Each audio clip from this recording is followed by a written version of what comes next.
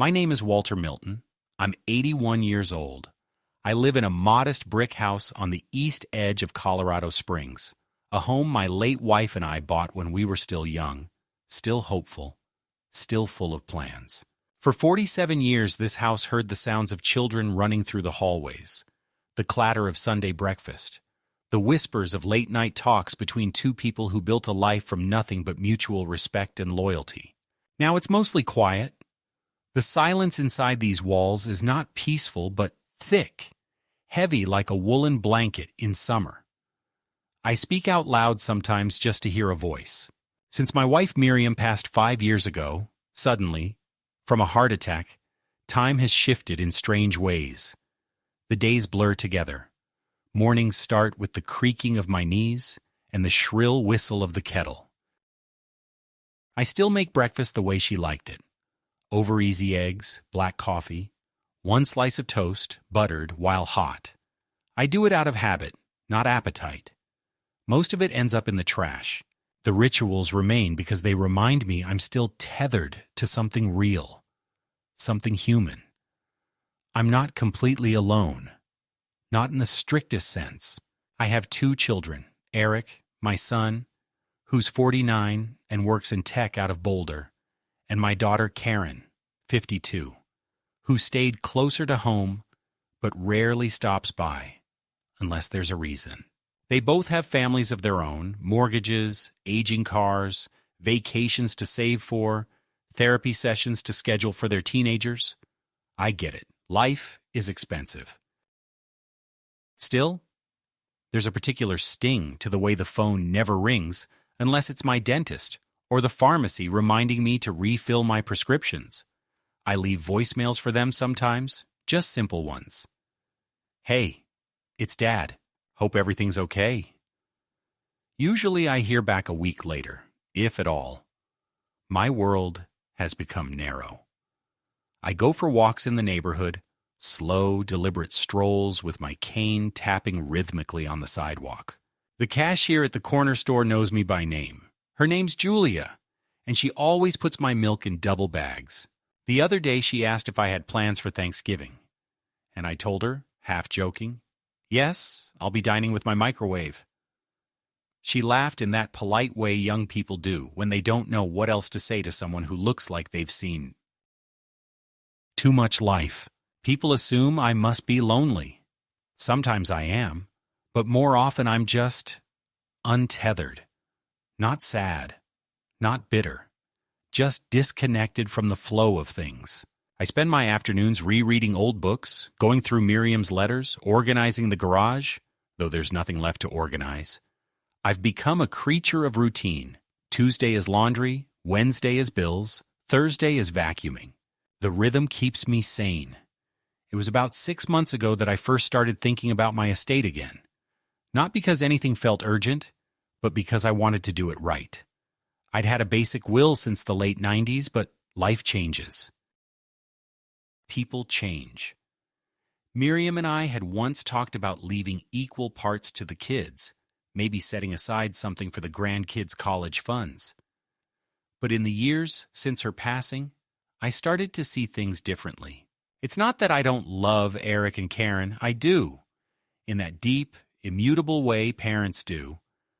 But I've watched them become strangers in front of me, people I don't fully recognize. They don't need my money. What they need is a reminder that nothing is guaranteed, least of all, inheritance.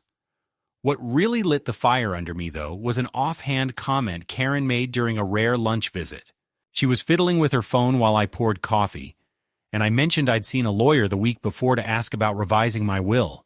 Her head snapped up like I'd said something scandalous. "Are you sure that's necessary, Dad?" "I mean, at your age, no offense, but you do forget things sometimes." I didn't answer her right away. I just looked at her, at the way she stared at me like I was a fragile package she hadn't ordered, but didn't want to throw out either. That look stuck with me long after she left. I'd forgotten to take the trash out that week, yes. I'd left the oven on once last month. That doesn't make me crazy. That makes me 81. Still, The seed was planted. I started noticing things. Conversations with Eric turned cautious, like he was choosing his words carefully, keeping track of what I did or didn't recall. Karen began stopping by more often, not with food or company, but with questions. Where did I keep my bank statements? Had I thought about giving someone else access to my online accounts just in case?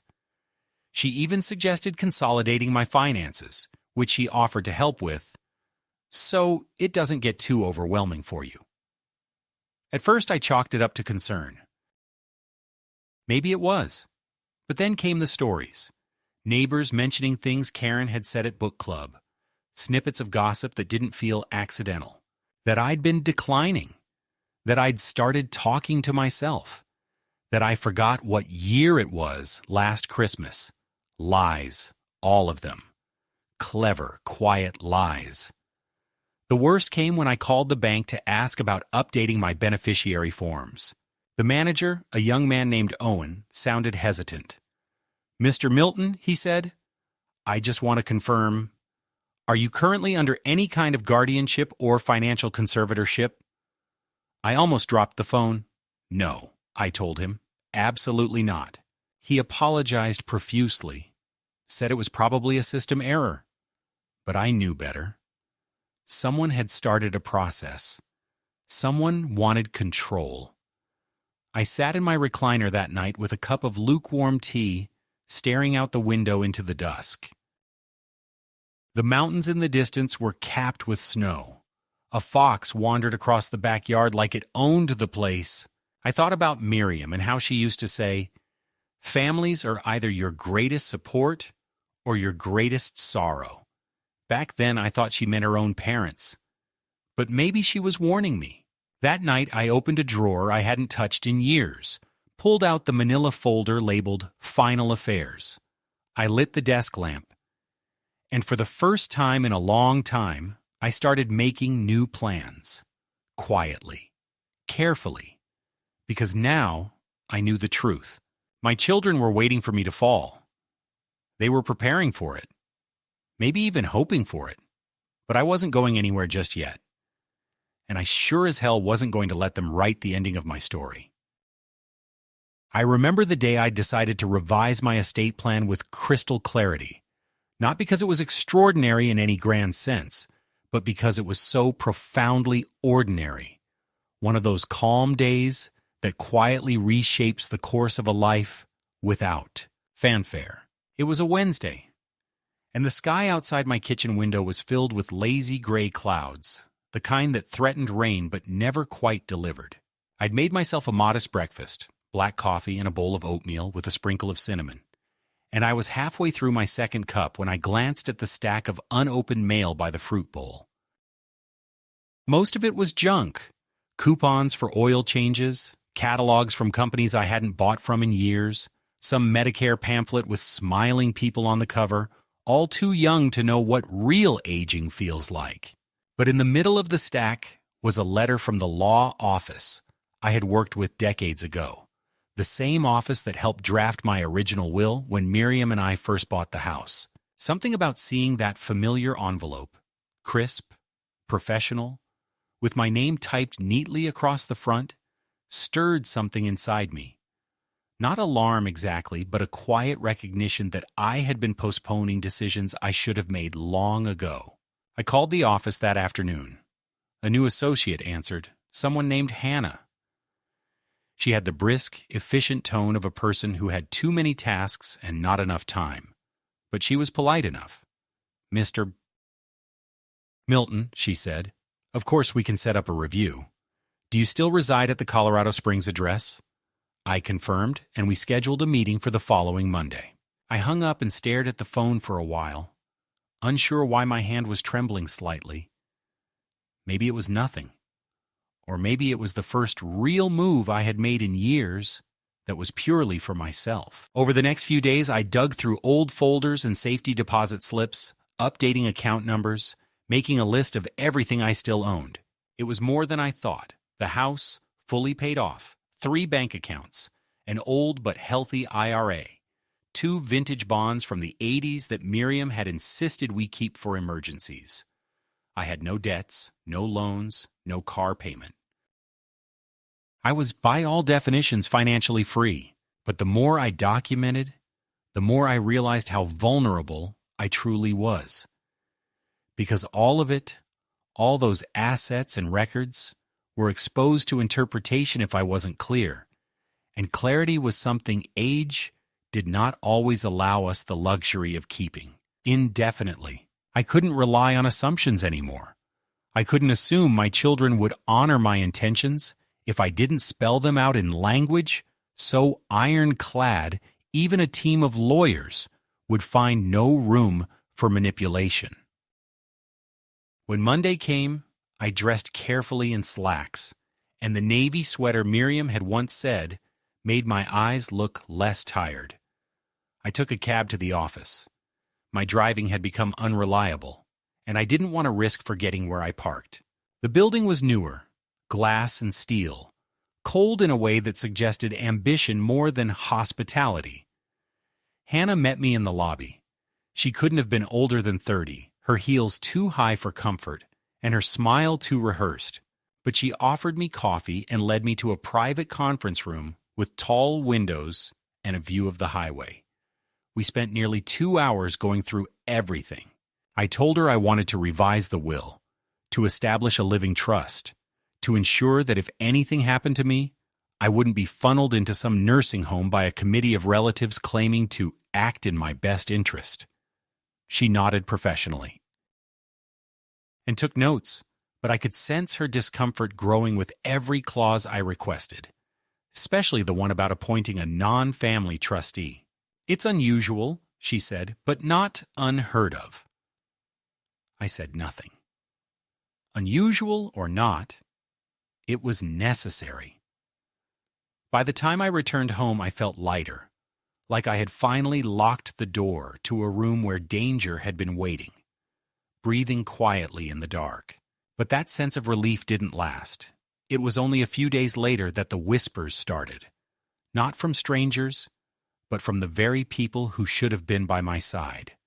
Karen came by unannounced one afternoon, a rare and jarring event in itself. She brought banana bread, still warm in foil, and wore that expression, part concern, part calculation, that I had come to recognize too well. "Dad," she said, "Eric told me you were making some legal changes. About the will?" I nodded cautiously. "Just updating a few things," I said, but her brow furrowed and she sat down across from me like she was preparing for an interrogation. "I just want to make sure you're thinking clearly about all this," she began, her tone soft but insistent. "I mean, these things can be confusing, and sometimes people take advantage of the elderly." I laughed, not with humor, but with disbelief. "Who's taking advantage of me, Karen?" I asked. She blinked, surprised. "No one. I'm just saying, maybe we should be involved in the process. Maybe we should come with you next time to make sure everything's, fair." Fair. The word landed like a stone in my chest.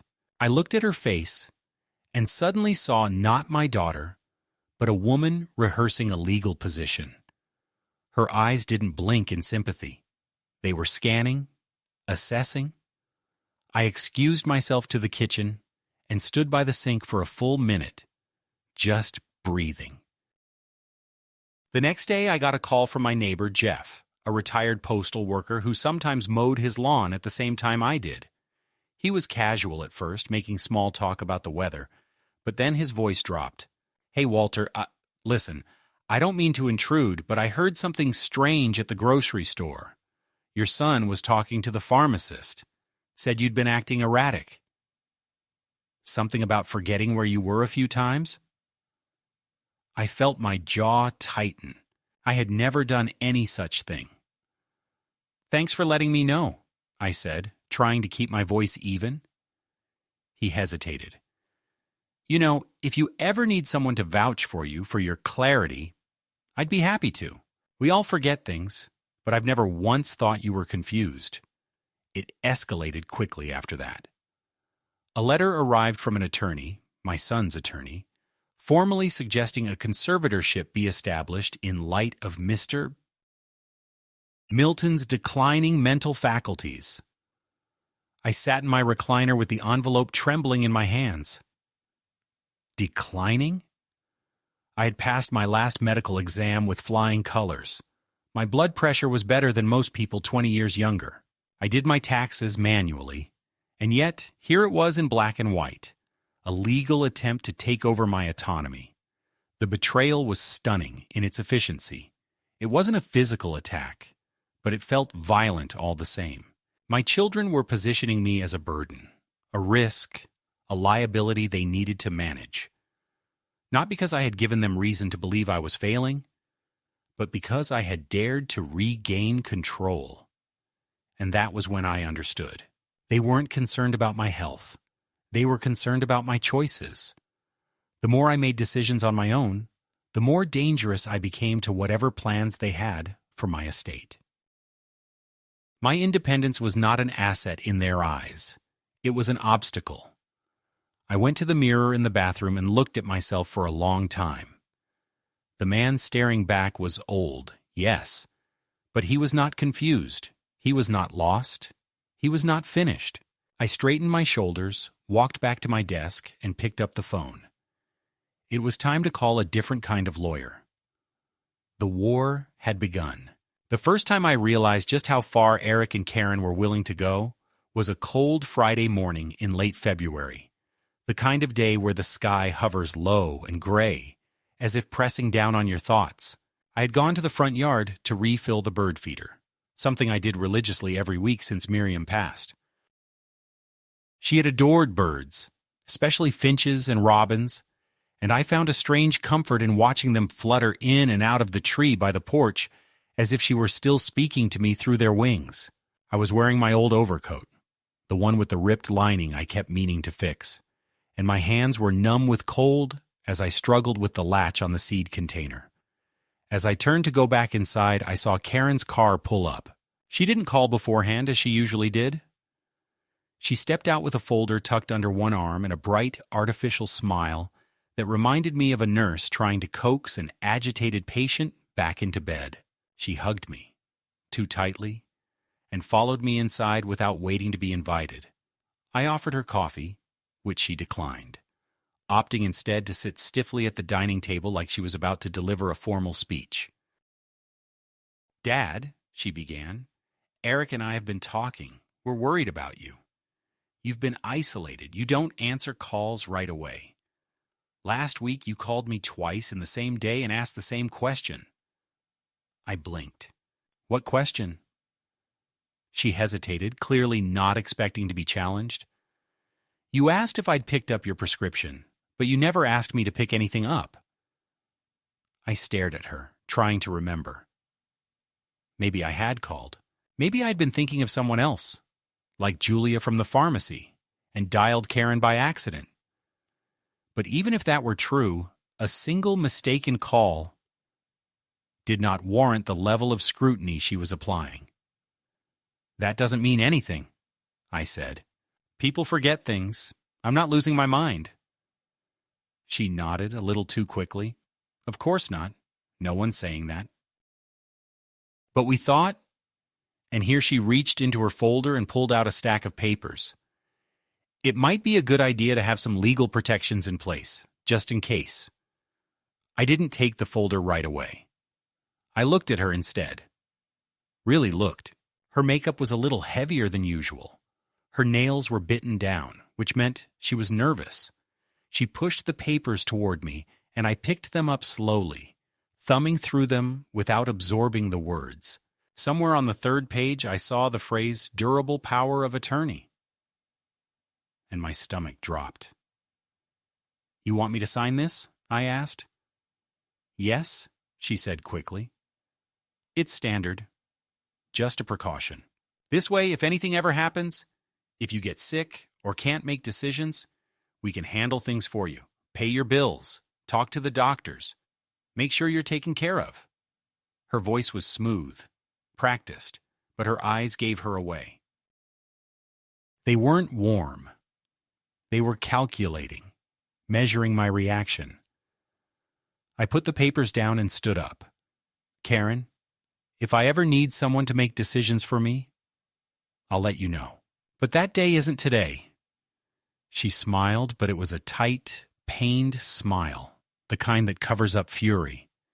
Dad, she said, standing as well, you're being paranoid. We're trying to help you.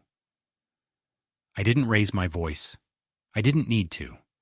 You want control of my money, my house, my life? That's not help. That's strategy. She opened her mouth, but I cut her off. I want you to leave. Her jaw tightened.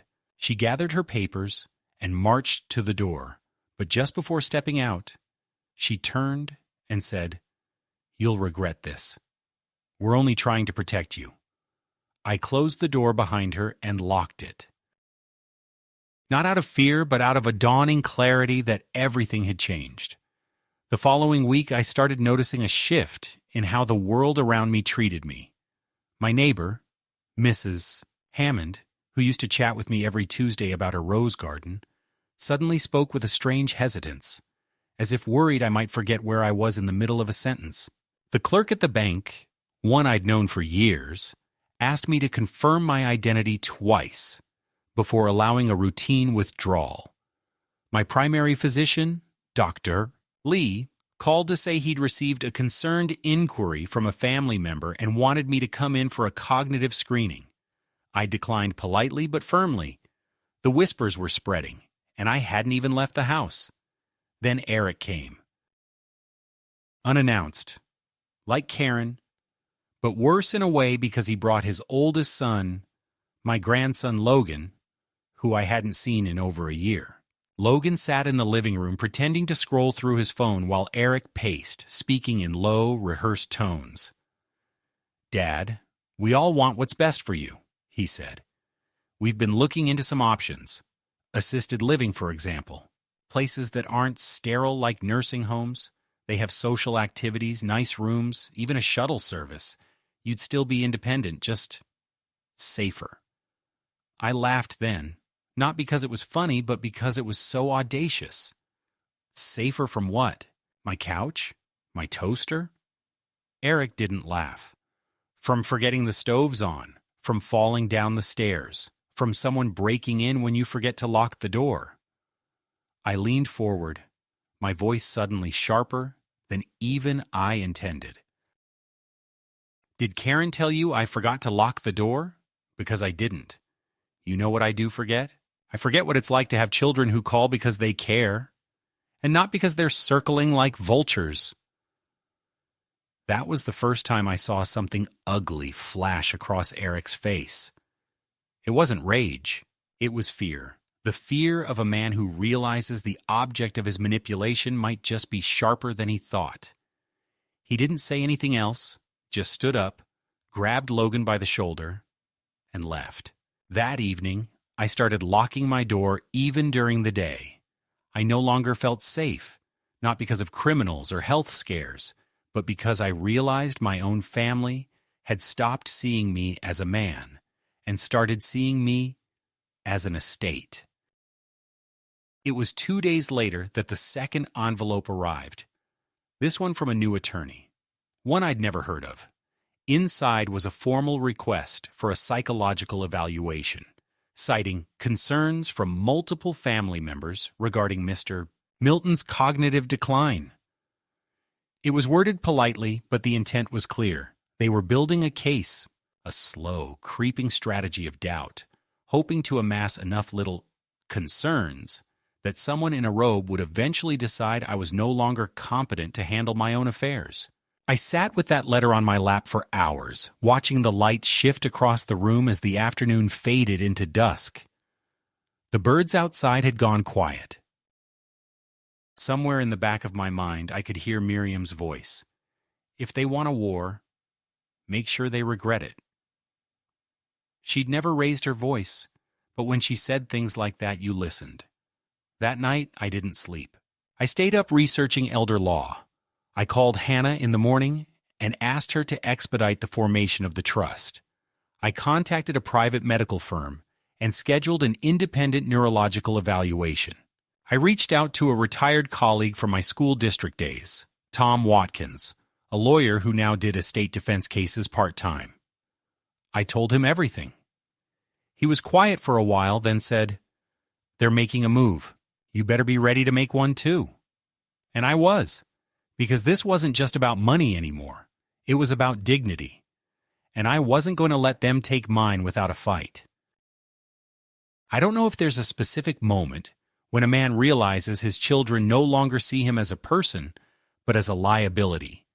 But for me, that realization came on a drizzling Tuesday afternoon in March when I made the mistake of stopping by the county clerk's office to get a certified copy of my birth certificate.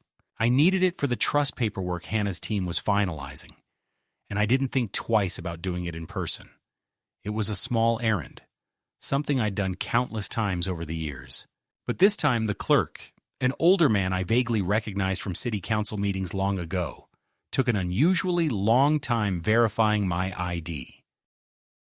He squinted at my license, looked back at me, then lowered his voice and asked, "Do you have someone with you, Mr. Milton?" I blinked. "No, why would I?" He hesitated. "Oh, nothing, just some people prefer to bring family when handling this sort of thing." I nodded slowly, thanked him for the certificate, and left the building in silence. But something about the way he looked at me lingered all the way home. That same patronizing caution I'd seen on Karen's face, on Eric's, on the pharmacist's. It was spreading. Later that evening, while sorting through some of Miriam's old records, I came across a photo I hadn't seen in years. It was from Thanksgiving, maybe 12 years ago. All of us were there. Me, Miriam, Eric, Karen, their spouses, and the grandkids.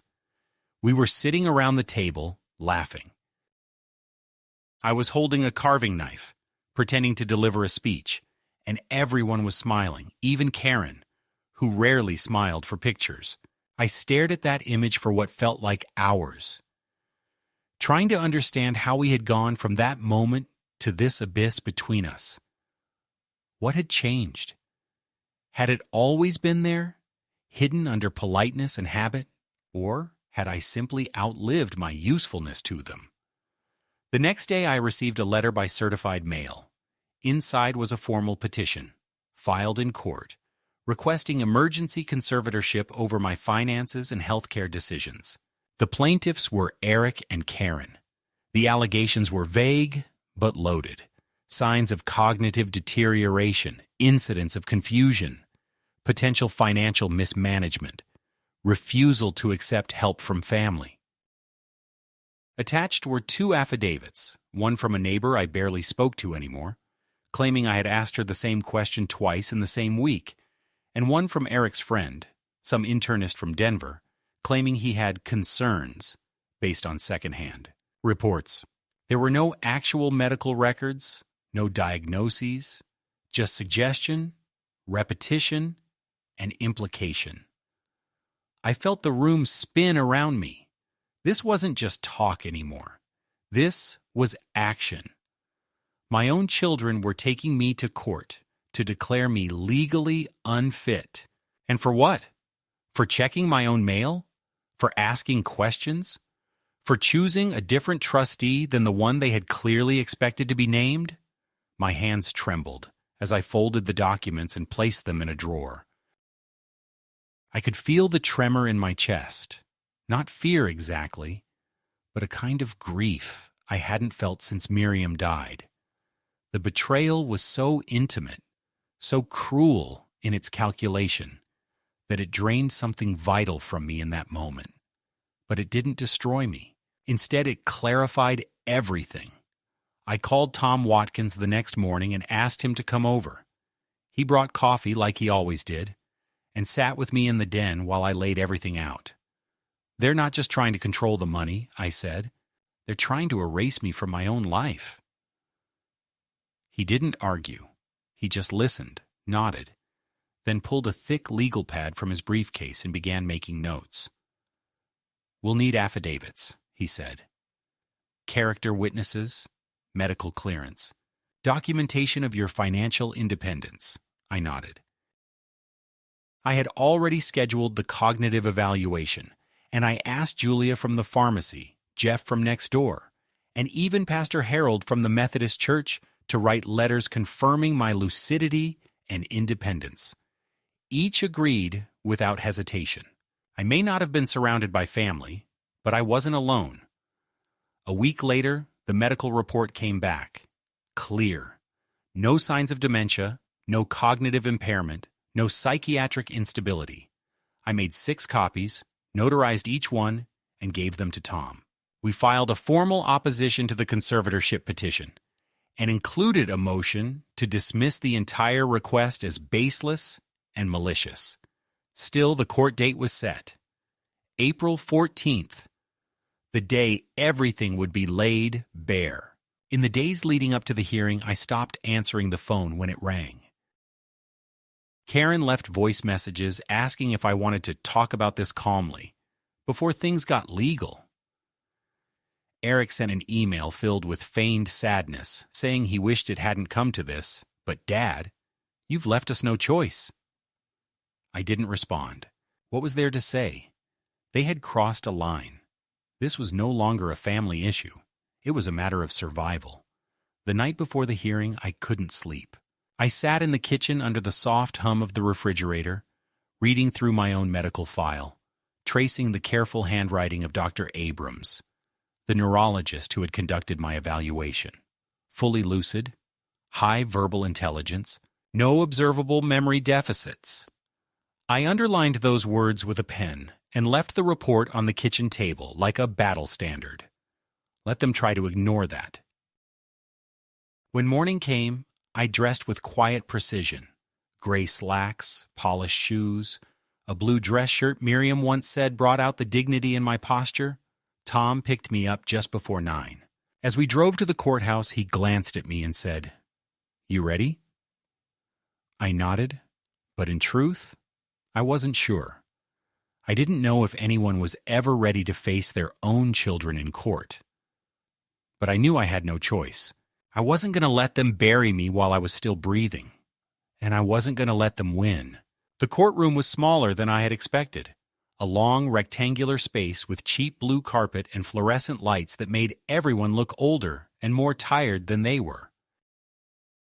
I had never been there before, though I'd driven past the county complex dozens of times over the years, never imagining that one day I would sit on the wrong side of the aisle. Not as a witness, not as a juror, but as the subject of a petition that essentially declared me incapable of taking care of my own life. When Tom and I entered, Karen and Eric were already seated on the left, dressed in carefully curated neutrality. Karen in a beige pantsuit with no jewelry except her wedding band.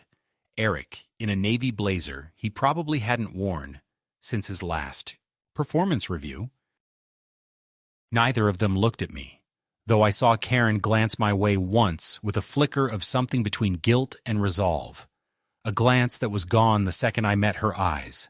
Their lawyer, a sharp-faced woman in her 40s named Megan Riggs, was flipping through a binder thick with papers I could only assume were filled with distorted memories, second-hand anecdotes, and selective concerns from doctors who had never met me. Tom placed our file on the table with a kind of quiet defiance.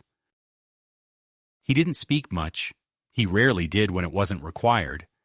But there was something about the way he organized his papers, the way he kept one hand resting protectively over my documents, that made me feel less alone. When the judge entered, a woman named Dale Morris, calm-eyed and professional, we all stood. I focused on my breathing, on the rhythm of my heart, trying to ignore the bitterness rising in my throat as the proceeding began. The petition was read aloud, every word like a splinter under my skin.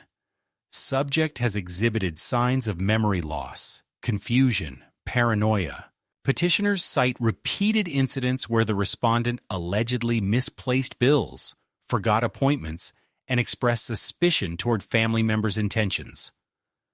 I clenched my jaw as the words echoed through the room, feeling not like a man, defending his freedom, but like a criminal forced to prove his own sanity. Then came the witnesses. First, a woman I didn't recognize, apparently a social worker contacted by Karen after becoming concerned. She spoke vaguely of patterns, of risk factors, of elderly individuals who slowly lose their grip on reality without even realizing it. She had never spoken to me, never visited my home, never once asked me what I wanted or how I felt. And yet here she was, testifying to my state of mind, based on a few conversations with my daughter and son. Next came Dr. Rakesh, the internist from Denver, who admitted under oath that he had never examined me directly, but had written a letter of concern out of professional courtesy to Eric, who was visibly distraught over my behavior. He used phrases like potential neurocognitive decline and early-stage indicators, all framed carefully to avoid outright diagnosis, but enough to plant seeds of doubt in the judge's mind. I wanted to shout, to ask how someone could diagnose a brain they had never even seen. But Tom rested a hand on my arm, firm and steady. Then it was our turn. Tom began by laying out a timeline, my clear medical record, my documented financial independence, the recent formation of a trust, the notarized letters from my neighbors, and my pharmacist confirming my lucidity. He submitted the full report from Dr. Abrams, the neurologist, who had performed a complete cognitive assessment 2 weeks prior and found no signs of dementia, Alzheimer's, or any form of psychiatric disturbance. Then he brought in Pastor Harold, who testified that I had recently delivered a guest lecture at the senior center, recalling events from history with clarity and wit.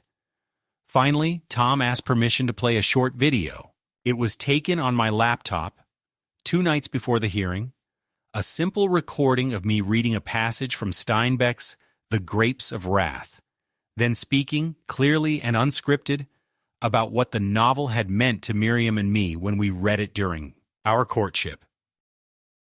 I watched the video play on the screen, saw myself speaking plainly and calmly, without notes, quoting lines from memory, pausing to smile at a thought that had made me laugh.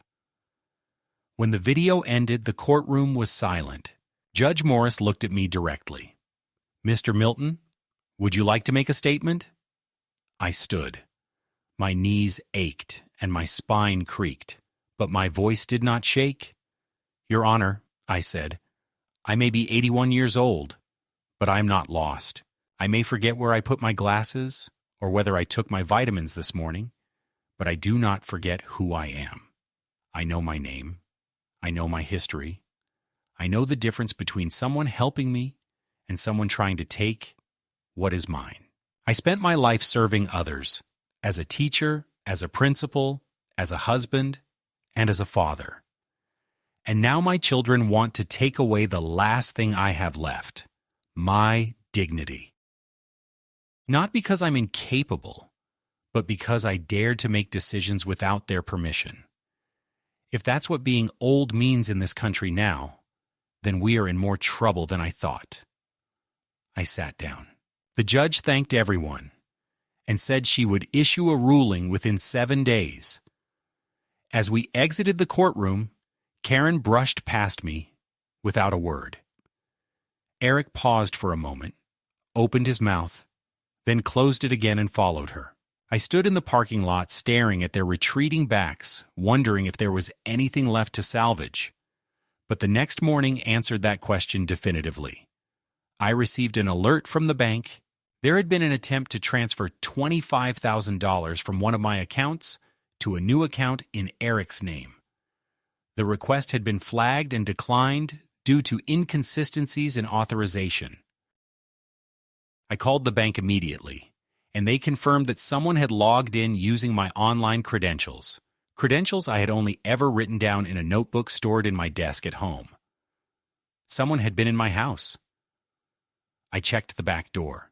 No signs of a break-in, But when I looked at the drawer where I kept the notebook, I saw that it had been neatly closed, but slightly askew, not flush the way I always left it. I checked the bedroom, the bathroom, the study. Nothing was missing, nothing obvious. But I knew. Someone had come while I was out, found the notebook, taken what they needed, and left without a trace. It could only have been one of them. Maybe Karen still had a key. Maybe she had copied one years ago, back when visits were still warm and untainted. Or maybe Eric had picked the lock. It didn't matter how. It mattered that it happened. I changed every password. I closed the vulnerable accounts. I bought a new safe, installed new locks, and arranged for a neighbor's son to install a motion sensor camera above my front door. Then I called Tom and told him it was time to stop reacting and start moving forward. We filed a police report, not because I expected the authorities to do much, but because it created a record. Then we initiated a full financial audit and moved the bulk of my liquid assets into the trust, stripping my personal accounts of anything tempting. I made sure that even if someone managed to get in again, they would find nothing but dust and pension stubs. 3 days later, Judge Morris issued her ruling. The petition was denied. In her written decision, she cited lack of credible evidence, conflicting testimony, and a pattern of behavior from the petitioners that suggested ulterior motives. She ordered that no further legal actions be taken without direct medical evidence, and that all previous affidavits be removed from my file. It was a complete and public vindication. The courthouse posted the ruling online, and I printed it out and framed it, placing it next to Miriam's picture on the mantel, not out of vanity, but as a reminder that I had not imagined any of it, that I had stood my ground, and that I had won. But even victory left its bruises. The day after the ruling, Karen showed up at my door. She was alone, without her usual composure, wearing no makeup, her hair pulled back in a tight bun that revealed how tired she looked. I opened the door but didn't invite her in. She asked if we could talk. I told her she had 2 minutes. She said they had panicked, that Eric had convinced her this was the only way to protect me, that things had spiraled. I said nothing. She asked if I would consider rebuilding trust. I told her I didn't even know who she was anymore. She cried. Real tears, or what she thought were real. But I felt nothing. Not anger, not pity, just distance. And then I closed the door, gently but firmly. That night I sat alone on the porch and thought about what came next. I had been forced to defend my sanity, my freedom, and my very identity in a courtroom. My own children had tried to erase me from the decisions that shaped my future. And yet here I was, still standing, still lucid, still mine. But something inside me had shifted, and what came next wouldn't be about defense. It would be about control. My control. There's something liberating about losing the last illusion that your family will ever truly come back to you. It's not a joyful feeling, not a relief exactly, but more like the deep exhale of a man who has finally stopped knocking on a locked door. After the court's ruling, after the passwords were changed and the locks replaced and the trust secured beyond interference, I expected Karen and Eric to disappear, to shrink away from the battlefield they themselves had created. Instead, they adapted. They began a new campaign, less overt, more psychological. I received notes in the mail, unsigned but clearly from Karen, written in a gentle, almost infantilizing tone. We're sorry you felt we overstepped. We love you very much. Please don't isolate yourself. You need people around you at your age. And then a second note with similar language but less patience. It's not healthy to cut your children out. Don't let your pride rob you of the time we still have left. It would have been touching if it hadn't come weeks after trying to have me declared legally incompetent. I threw both letters in the fireplace without opening the third one that arrived. But I wasn't finished. Vindication alone wasn't enough. The trust protected my assets from external hands, yes, but my children still walked the streets of this city with the confidence that they had only made a mistake, not a betrayal. They still dined with friends and told their story in a different light. A concerned daughter, a dutiful son, a confused old man lashing out from paranoia. Their social circles likely nodded sympathetically, offered condolences for the strain of elder care, and shifted their pity in the wrong direction. I wasn't interested in revenge, not in the dramatic sense. But I was interested in balance. I was interested in truth becoming visible, undeniable, etched in places they couldn't erase. It started with the house. 8 years ago, I had given Eric and Karen the down payment on their shared property. Karen had just finalized her divorce, Eric had been laid off temporarily, and they needed a fresh start for the grandkids who were still in middle school back. Then, I gave them the money not as a gift, but as an investment. My name was on the title, and I retained a 1/3 ownership of the property, something they agreed to at the time, and then promptly chose to forget. I hadn't stepped foot inside that house in nearly 5 years, and when I had asked about it after Miriam died, they told me it wasn't set up for guests and that I would be more comfortable in my own space. I believed them. I accepted their excuses. I sat in my quiet house and believed that somehow, someday, they would open that door to me again. But now, that property was no longer a symbol of reconciliation. It was leverage. I contacted a real estate attorney, a brisk, silver-haired woman named Judith Kane, who reviewed the deed and confirmed in clear, precise language that yes, I was a legal co-owner of the property, with all the rights and privileges therein. "You can force a sale," she said plainly. "They'll fight it, but they'll lose. It's just a matter of time." I told her I didn't want to waste time. I wanted to start the process immediately. Within a week, a letter was sent to both Karen and Eric, notifying them of my intent to sell my share of the house, and if necessary, to petition the court for full partition. I heard nothing for 5 days. Then the calls began. They didn't leave voicemails. They knew better than to leave evidence, but they called at all hours, early in the morning, late at night, during lunch, sometimes back to back. I didn't answer a single one. I sat by the window with the receiver off the hook, watching spring bloom across the yard, the dogwood tree in full flower, as if nothing inside the walls of this family had rotted. A week later, I received a letter from Eric's attorney, this one much less polished than the firm that had tried to take control of my affairs. It accused me of acting out of emotional retaliation, threatened counter-litigation, and implied that I would regret drawing public attention to a private matter. I took it to Judith, who read it without a flicker of concern. "Standard bluff," she said. "They've got nothing. We'll proceed." We filed the partition suit. The story, of course, leaked almost immediately, not from me, but from them. Mutual acquaintances began calling me, politely asking if everything was okay, or suggesting I sit down with the kids and talk things out.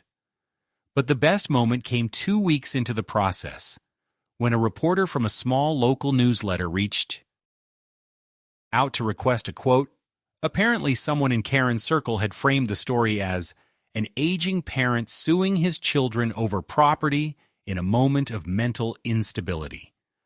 I gave the reporter a full statement, on the record, factual, calm, with documents to back up every claim, and within a week the article was published, not as a scandal, but as a quietly damning account of elder manipulation and the legal tools available to prevent it. I clipped the article, folded it carefully, and sent it anonymously to Eric's office and Karen's neighborhood association. 3 days later, I received a letter. Not from an attorney, not from them, but from my granddaughter Lucy, handwritten. She said she didn't know the full story, only what her parents had told her. but that she hoped I was okay, and that she remembered how I used to help her with math on Sunday afternoons. I miss that. I hope we talk again someday. I didn't respond. Not yet. I folded her letter and placed it in the desk drawer where I kept the few things I couldn't throw away. Then came the final move. I updated the trust. I removed Karen and Eric as any potential beneficiaries. I replaced them with a modest scholarship fund to support students pursuing public education careers in Colorado. I named Lucy, and only Lucy, as the sole individual family member to receive anything upon my passing. A modest sum, enough to be meaningful, but not enough to corrupt. I left a letter with my lawyer to be delivered to her upon my death, explaining why. Not to shame her parents, but to show her that clarity, even late in life, is worth preserving. When Judith told me the buyers for the house were confirmed and the sale would go through within the month, I sat in my living room and looked out at the evening sun, casting long shadows over the porch. I didn't feel victorious. I felt grounded. For the first time in years, I wasn't waiting on anyone's approval. I wasn't hoping for a call that would never come. I wasn't wondering what I had done wrong as a father. I had done the best I could. I had built a life, and when that life was threatened, I fought for it. Not with bitterness, not with revenge, but with the steady insistence that I still mattered. And when the money arrived, my third of the property, my share they never thought I'd claim, I transferred it quietly into the trust and scheduled an appointment to tour a cottage by the lake. Not far from here, but far enough that no one would drop by uninvited. I was going to spend the rest of my days exactly as I chose, and no one would ever speak for me again. The house by the lake wasn't grand, but it was mine. In a way, the family home had ceased to be long ago. A single-story cottage with cedar siding, a screened-in porch, and a view of the water that changed color with every hour of the day. I signed the papers 2 weeks after the property sale was finalized and moved in quietly, taking with me only what I needed: my books, my records, the desk Miriam had written her letters at, and one box filled with photos. Not all of them happy, but all of them real. I didn't tell anyone I was leaving town. There was no farewell party, no announcement. I left a forwarding address with the post office and nothing else. The silence was intentional. A punctuation mark. A quiet statement that I was no longer available to play the role of the vulnerable elder in their staged family drama. No more unexpected visits. No more suspicious offers of help. No more pretending we could fix what they had deliberately shattered. The days here pass slowly and without friction. I wake with the sun now, not because I have to, but because I want to watch how the lake holds the light in the early hours, how it reflects the sky back without resistance. I cook simple meals, walk the wooded trails near the property, read long chapters without interruption. I've even started journaling again, something I haven't done since Miriam's passing. It began as a way to track my thoughts, to reassure myself that I was still mentally sharp. But now it's become something else. Evidence not for a court, but for myself. Proof that I am still entirely and stubbornly alive. Lucy wrote again. Her first letter had been tentative, uncertain, but the second one carried more clarity. She said she understood now that things weren't what they seemed, that she had begun to question why no one in the family talked openly about what had happened. She asked if she could visit sometime. I haven't answered yet, not because I don't want to see her, but because I need to be sure. She is not her parents, but she was raised by them, shaped by them, and trust isn't something I can offer easily anymore. Still, I kept her letter. Still, I read it twice. I don't know if Eric and Karen ever truly believed I would follow through, if they thought I'd lose steam or break under pressure, or simply fade away like so many elders who are gently erased from their own narratives. They underestimated the fact that I had nothing left to lose, not because I was defeated, but because I had already grieved what we once were. Grief, I've learned, is a kind of armor. Once you've walked through it, you stop fearing the absence of what used to be. I don't fear their silence. I don't fear their judgment. I don't even fear dying alone, not really. I've lived through worse than solitude. I've lived through betrayal. I've lived through the collapse of family myths I spent decades upholding. What's left is honest. What's left is mine. Some days I think about what would have happened if I hadn't updated my will, hadn't fought back, hadn't listened to that quiet voice in the back of my mind telling me that something was wrong. It chills me to think how easily I could have been placed in some facility, visited twice a year, my accounts drained under the guise of management, my memories dismissed as irrelevant stories from a confused old man. That almost became my legacy. Almost, but not quite. Now my name is clean. My decisions stand. The trust is solid. And the truth, however quietly, has made its way through the cracks. I know people talk. I know some see me as bitter, others as brave. It doesn't matter. I didn't do this for admiration. I did it for dignity. Every evening I sit by the window and write a few lines in my journal, then place the pen down beside Miriam's picture. I say goodnight to her out loud. It's not madness. It's ritual, a way of anchoring myself in a life that has been weathered but not lost. Let them say what they want. Let them explain it however they need to. I am still here, and no one speaks for me but me.